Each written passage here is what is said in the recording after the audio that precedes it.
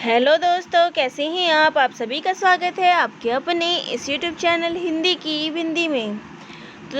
तो दोस्तों, आजकल हम विद्यापति की पदावली जो है वो कर रहे हैं। तो यूपीएससी का जो परीक्षा है उसके अंतर्गत हमें विद्यापति जी की पदावली पढ़नी है। तो इसके कुछ पदों की जो है पदावली की जो है व्याख्या मैं करा रही हूँ। पिछले वाले टॉपिक में मैंने आपको 3 पदों की व्याख्याएँ करवाई थी। तो आज इसके आगे के पद की जो है हम व्याख्या करने वाले हैं। तो चलिए शुरू करते हैं। तो पिछले पदों की जो व्याख्या है उसका लिंक जो है आप सभी को डिस्क्रिप्शन बॉक्स में मिल जाएगा, वहाँ जाके पिछला वीडियो देख सकते हैं। आज हम उसके आगे के कुछ पद जो है वो करने वाले हैं, पदावली के आगे के पद। तो सबसे पहले पदावली के बारे में बता दूं तो ये विद्यापति जी ने इसकी रचना मैथिली भाषा में की है। तो ये मैथिली भाषा में रचित उनकी पदावली है, जिसमें अधिकतर हमें श्रृंगारिक वर्णन जो कहते हैं वो मिलता है। राधा कृष्ण का वर्णन और श्रृंगारिक वर्णन इन पदावलियों में देखने को मिलता है। तो चलिए हम पद ही करते हैं, ज़्यादा टाइम नहीं लगाते हुए हम आज का पद ही शुरू करते हैं, ताकि वीडियो में कम समय में अधिक पदों को ले सके। तो ये पद है वयः संधि का। अब बात करें पहले कि वयः संधि होती क्या है। तो वयः संधि वो होती है जो किशोरावस्था और यौवनावस्था के जो बीच की स्थिति होती है उसको कहेंगे वयः संधि। तो आप ये चीज़ ज़रूर ध्यान में रखिए कि वयः संधि क्या होती है। किशोरावस्था और यौवनावस्था दोनों के बीच की जो स्थिति होगी उसको कहेंगे वयः संधि। तो उसी का वर्णन जो है इन पंक्तियों में हुआ है। तो चलिए पंक्ति पढ़ते हैं। शैशव जौवन दुहु मिल गेल, श्रवणक पथ दुहु लोचन लेल, वचनक चातुरी लहु लहु हास, धरणीय चांद कैल परगास, मुकुर हाथ लय करई सिंगार, सखी पुछई कैसे सुरत बिहार, निर्जन ऊरज हेरई कतबेर, बिहसई अपन पयोधर हेर, पहले बदरी समपुन नवरंग, दिन दिन अनल अगोरल अंग, माधव पेखल अबरु बाला, शैशव जोवन दुहु एक भेला, विद्यापति कह तोहे अगन आनी, दुहु एक जोग इहके कह सयानी। तो इन पदों में जो है नायिका के वयः संधि से संबंधित ये पद है। तो इसमें जो है नायिका की जो तरुणाई अवस्था है उसका वर्णन है, और जो नायिका के शरीर में तन मन में जो बदलाव आता है उसका वर्णन इन पंक्तियों में किया है। श्रृंगार रस की ये रचना है, और श्रृंगार रस में जो विद्यापति जी हैं वो महारत हासिल है उनको। तो चलिए अब पंक्ति से ही शुरू करते हैं। तो वे कहते हैं कि जो शैशव अवस्था है, यानी कि शैशव अवस्था यानी कि बाल्यावस्था और युवावस्था दोनों का ही यौवन, शैशव अवस्था और यौवन दोनों का जो है वो मिलन हुआ है। शैशव यौवन दुहु मिल गए कि शैशव यानी बाल्यावस्था और यौवन यानी कि यौवन दोनों ही मिल गए। तो नायिका का जो बचपन है वो छूटा जा रहा है और वो तरुणाई किशोरावस्था में प्रवेश कर रही है। श्रवणक पथ दुहु लोचन भेल, और उम्र के इस बदलाव में शरीर के विभिन्न अंगों में जो है तरुणाई की छटा जो है आती जा रही है। आँख के दोनों बाहरी कोर जो है बहुत तीक्ष्ण और कानों की ओर जो है वो अग्रसर लग रहे हैं। तो आँखें भी कैसी है, बढ़ रही हैं और तीखे से प्रतीत हो रही है, तीक्ष्ण सी प्रतीत हो रही है, अर्थात कटाक्ष की भंगिमा दिखने लगी है। वचनक चातुरी लहु लहु लहु हास की, यानी जो बात करने की शैली में एक चातुर्य आ गया है, वह रह रहकर मंद मंद मुस्कुराने लगी है। तो बात करने में भी बचपन में जब वो शैशव अवस्था में थी तो कुछ भी बोलती, लेकिन जैसे जैसे वो किशोरावस्था में आने लग गई है उसके बोलने के ढंग में भी बदलाव आने लगे हैं, एक चातुर्य सी शैली आ गई है, वह रह रहकर मंद मंद रूप मुस्कुराने लगी है। धरणीय चांद कैल परगास, और उसका रूप ऐसा निखर उठा है कि लग रहा है कि धरती पर मानो चंद्रमा का जो प्रकाश है वो उतरकर आने लगा है। मुकुर हाथ लय करे सिंगार, और हाथ में आईना लेकर वो हर वक्त सिंगार करने में लिप्त रहने लगी है। सखी पूछई कहीं से सूरत बिहार, और सयानी सखियों से काम क्रीड़ा सूरत विहार के बारे में वो बार बार पूछने लगी है। निर्जन उरज हृदय कतिबे, और एकांत और निर्जन पाकर बार बार वो अपने उभरते उरजों को निहारने लगी है। वह से अपन पयोधर थे, अपने ही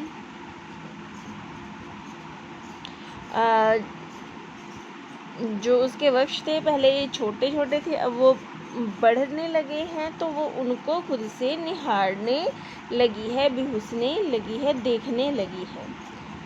तो तरुणाई से इस तरह संपन्न हुई नायिका के पूरे व्यक्तित्व पर जो कामदेव है उन्होंने अपना रंग जो है वो बिखेरा है। तो यह माधव पेखल अपूर्व वाला कि जो शैशव यौवन के मिलने से जो नायिका का जो रूप निखरा है, ये स्वरूप श्री कृष्ण को भी बहुत ही अपूर्व लगता है, सुंदर लगता है। जो शैशव और यौवन जो है एक मिल गए हैं, वो नायिका जो कृष्ण जी हैं उनको भी ये बहुत रूप सुंदर लगता है। तो विद्यापति जी कहते हैं कि हे सुंदरी, तुम अज्ञानी हो, इस तरह दो अवस्थाओं की मिलने से ही नायिका सयानी हो जाती है, सयानी होती है।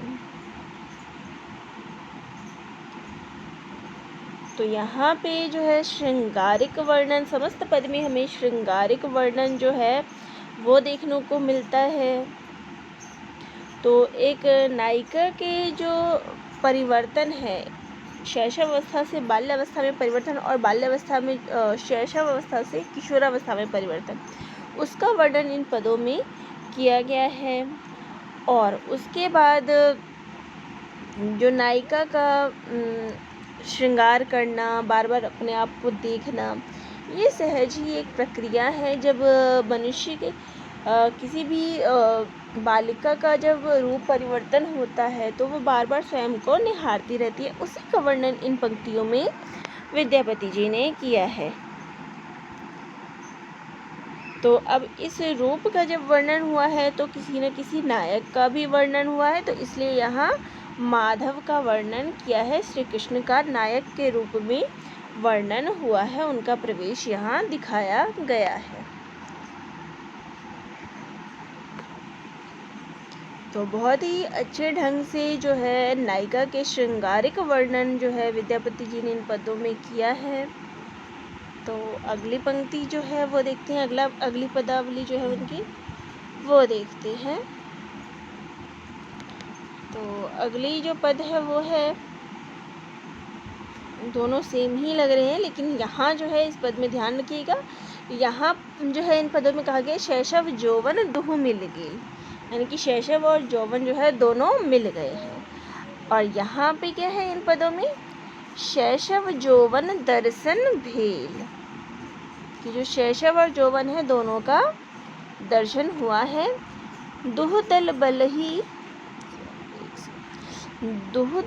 बलही दंद परिगेल, कबहु बाधे कच कबहु बिथार, कबहु झाँपे अंग कबहु उघार, धीर नयन अधीर कछु भेल, ऊरज उदय थल लालिम देल, चपल चरण चित चंचल भान, जागल मनसिज मुदित नयान, विद्यापति कह करु अवधान, बाला अंग लागल पंचवान। तो इसमें भी जो है वयः संधि का वर्णन है, इन पदों में भी जो है वो वयः संधि का ही वर्णन किया गया है। इसमें भी उम्र के जो है दो पड़ाव का ही वर्णन किया गया है। शैशवावस्था जा रहा है और यौवन जो है वो आ रहा है। उम्र का एक अनुभव जो है यानी बचपना जो है वो ख़त्म हो रहा है और वो यौवन की तरफ अग्रसर हो रही है। इसका वर्णन जो है विद्यापति ने अपने इन पदों में किया है। तो यहाँ कहते हैं कि शैशव यौवन दर्शन भेल, कि शैशव यानी कि बाल्यावस्था और यौवन यानी कि युवावस्था, तो दोनों का क्या है, दोनों का मिलन हो गया, दोनों का दर्शन हुआ है। दुह दल बल ही दंद पर गेल, कि यहाँ पर दोनों का क्या क्या है, दर्शन यानी द्वंद्व कराए गए हैं एक तरह से। और उम्र के इस मुकाम पर आकर बालाओं के जो मन में मिजाज ढेर सारे परिवर्तन आते हैं, शारीरिक परिवर्तन, आकार विकार में परिवर्तन, उन सभी का वर्णन इन पंक्तियों में किया है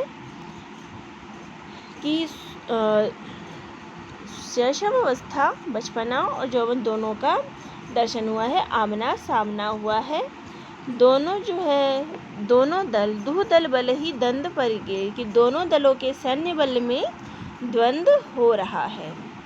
तो यह जो द्वंद्व है वो उम्र की अलग अलग जो है नई उम्र में जो प्रवेश है और पुरानी जो बचपना था उसका जाना, इनके जो, इसलिए इनमें द्वंद्व है, एक परिवर्तन है। अनुभवहीन उम्र में ताज़ा ताज़ा आए जो ये दायित्व है, उसके कारण मन जो है अधिक चंचल रहता है। किसी एक अवस्था में वो स्थिर नहीं रहता, उसकी अवस्था हर समय बदलती रहती है।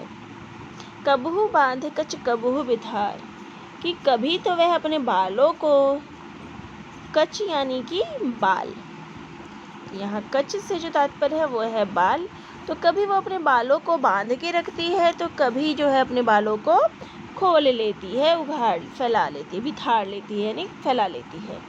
कबहू झाँप कबहू उघार, तो और इसी प्रकार से कभी वह अपने अंगों को ढक लेती है तो कभी वह उसे उघाड़ लेती है।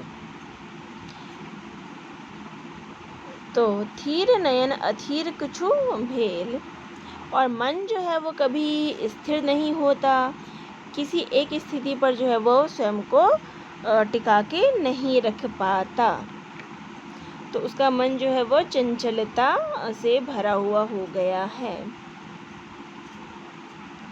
तो जो नजरें पहले थीर यानी कि स्थिर रहती थी, वही नजरें जो है वो अथीर यानी कि चंचल हो गई है। उरेजों के उदय स्थल पर जो है लालिमा सी छा गई है।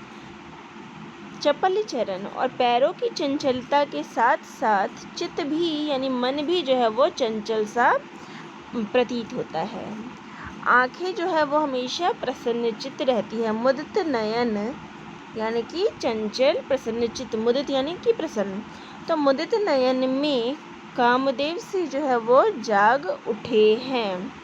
तो यहाँ विद्यापति कहते हैं, तो विद्यापति कहते हैं, करु अवधान बाला अंग लागल पंचवान, तो कहते हैं कि हे तरुणी, खुद को संभालो, खुद पे जो है वो संयम रखो, अपने पर जो है संयम रखो, अवधान करो, इसको संभाल के रखो, क्योंकि ऐसी उम्र पर बालाओं के अंग अंग में कामदेव के जो है पंचवान लग जाते हैं।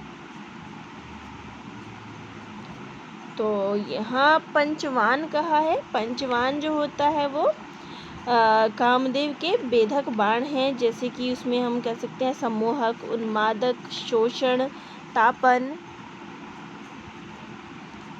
तो ये जो है किसी को भी अपनी ओर मंत्रमुग्ध कर लेते हैं। तो इस समय जो है अपने आप को, सम्मोहन को जो है अपने आप को स्थिर करके रखो, इधर इतनी चंचलता में मत जाओ। इस समय जो है कामदेव जो है वो तपिश से प्रतीत होते हैं, कामदग्धता में प्रतीत होते हैं।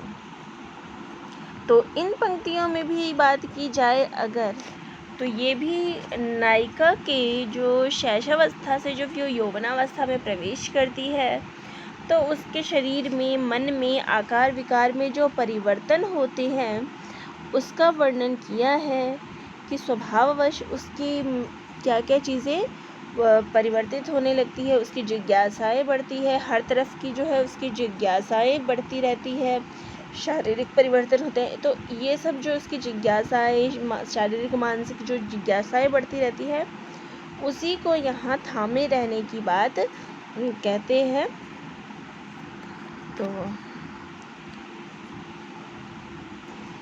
तो अगला पद है, कबरी भय चामरी गिरि कंदर, मुख भय चांद आकाशे, हरिणी नयन भय सर भय कोकिल, गति भय गज बन बासे, सुंदरी किए मोही संभासी न जासी, तो डर सब दूर ही पड़ायल, तो है पुन का ही डरासी, कुछ भय कमल कोरक जल मुदि रहु, घट पर बेस हुतासे, दारिम श्रीफल गगन बास करो, शंभु गरल करु ग्रासे, भुज पय पंक मृणाल नुकायल, कर भय किसलय कापे, कभी से खर भन कत कत ऐसन, कहब मदन पर गासे परतापे।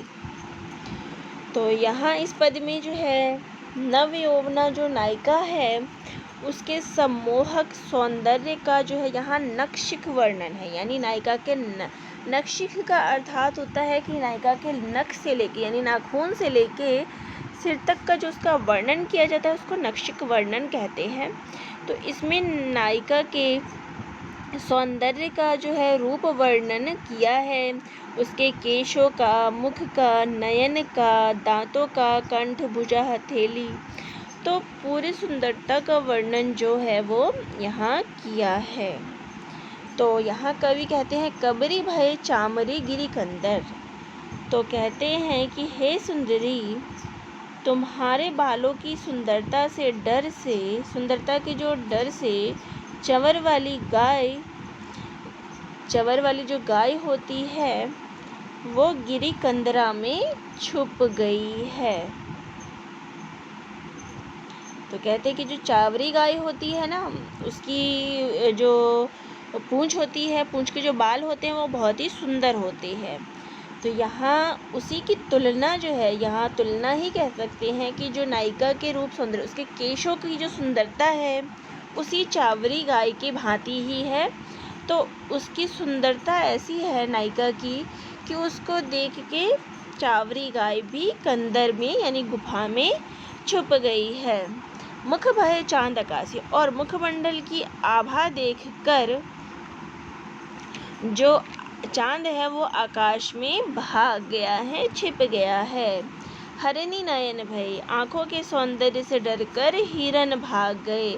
सर भय कोकिल, और कोयल जो है वो मिठास से डर के जो है वो भाग गए हैं, उसके स्वर की जो मिठास हो रही है उसके देख के भाग गए हैं। गति भय गज बनवासे, और चाल की मादकता से उसकी चाल ऐसी है नायिका की कि उसको देख के जंगल का जो हथनी है वो भी डर के भाग गई है। सुंदरी की मोही संभासी न जा सकी, अब हे सुंदरी, तुम मुझे बताती क्यों नहीं जाती कि तुम्हारे डर के मारे जब ये सारे भाग खड़े हुए हैं, फिर तुम्हें इनसे कैसे डर लग रहा है, तुम्हें इनमें से किससे डर लग रहा है? ये तो स्वयं तुम्हारे सौंदर्य से डर के तुमसे भाग गए हैं, फिर तुम्हें क्यों इनसे डर लग रहा है?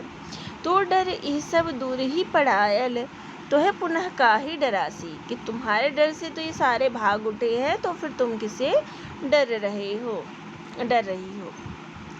कुछ भय कमल कोरक जल मुदि, कि तुम्हारे नुकीले उरेजों की बनावट से डरकर, यानी जो उसके नाखून हैं वो इतने कोमल हैं, उसके नुकीले हैं, उनके नुकीलेपन को देख के, उसकी बनावट को देख के कमल की कलियां भी जो है वो पानी में छिपी बैठी है। और लाज के मारे घट प्रवेश उदासी, लाज के मारे घट आग में प्रवेश कर गया है। घट यानी कि घड़े जो है वो पानी में आग में प्रवेश किया गया है। तो यहाँ घड़े की गोलाई की तुलना नायिका के स्तन से की गई है। अनार, दाड़िम यानी कि अनार, और श्रीफल यानी कि बेल। तो अनार और बेल आसमान में लटक गए हैं, अर्थात धरती छोड़कर ऊंचाई में भाग गए हैं। तो जो दाड़िम यानी कि अनार और बेल होते हैं वो नीचे की तरफ धरती की तरफ लटके होते हैं, लेकिन नायका के जो स्तन के बनावट को देख के वो डर गए हैं, वो भी अपनी ऊंचाई छोड़ के आकाश की तरफ ऊपर हो गए हैं। शंभु गरल करु ग्रासे, और दांतों की जो उसकी सुंदरता है, चमक है, उसकी तुलना यहाँ दाड़िम और श्रीफल से भी की है कि जो उसके दांतों की चमक है वो अनारों के जो दाने हैं उससे की गई है। और शंभु गरल करुआ से कि तुम्हारे कंठ के सौंदर्य से अपने कंठ के सौंदर्य का दर्प चूर कर जाने की कल्पना से निराश होकर भगवान शिव ने जहर पीकर अपना कंठ काला कर लिया है। शंभु गरल करु ग्रासे कि तुम्हारे जो कंठ की सुंदरता है उससे निराश होकर, उसको देख के, उसके सौंदर्य को देख के भगवान शंकर ने भी जहर पीकर अपना जो कंठ है वो काला कर लिया है। भुज भय पंख मृणाल नुकायल कि तुम्हारे बाहों की सुंदरता देख के कमल जो है, पंख यानी कि कमल, मृणाल में कमल जो है वो कीचड़ में जाके छुप गया है। और कर भय केसल कापे, और तुम्हारे हाथों की कोमलता और सुंदरता देख के किसलय ही कांपने लगे हैं। कवि शेखर, तो कवि शेखर यहाँ विद्यापति जी को कहा गया, विद्यापति को कहा है कि कवि शेखर भन कतकत ऐसन। तो अर्थात विद्यापति यहाँ कहते हैं कि कामदेव के प्रताप से हुए ऐसे कर्तव्यों का कहब मदन पर तापे, कि कामदेव की ने जिस सौंदर्य को बनाया है उसके कर्तव्य का जो यहाँ पे कौन बखान कर सकता है। कि कामदेव के प्रताप से ऐसे कर्तव्य यानी ऐसी सुंदरता जो उस नायिका को दी गई है उसका वर्णन कोई भी नहीं कर सकता। तो यहाँ आप इन पंक्तियों में देख सकते हैं कि अतिशयोक्ति ही हम कहेंगे कि नायिका का वर्णन जो है अतिशयोक्ति कुछ ज़्यादा ही मतलब किया गया है। हर एक चीज़ की, उसके शरीर की, संपूर्ण शरीर की, यानी कि इस पंक्ति में जो है नख शिख का जो है वर्णन देखने को मिलता है। तो नायिका के नख से लेकर शिख तक का वर्णन हमें इन पंक्तियों में देखने को मिला है, उसके अंग प्रत्यंग का वर्णन देखने को यहाँ मिला है।